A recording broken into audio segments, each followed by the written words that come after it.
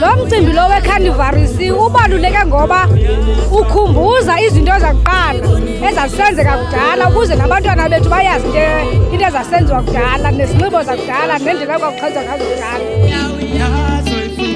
Ama-events abalulekile ngenxa yento yoba adibanisa ulutsha nabantu abakhulu kwaye kuthethwa ngesiXhosa, umntu azazi ke ngoku apho asuka khona.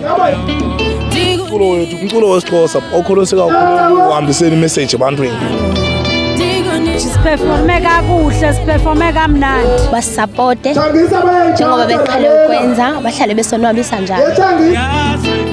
Ama-artist athile siyawabukela ku-TV kodwa ke namhlanje sihleli nawo siperforma nawo estage, so yenye indlela esibona into yobana iyakhula iCarnival.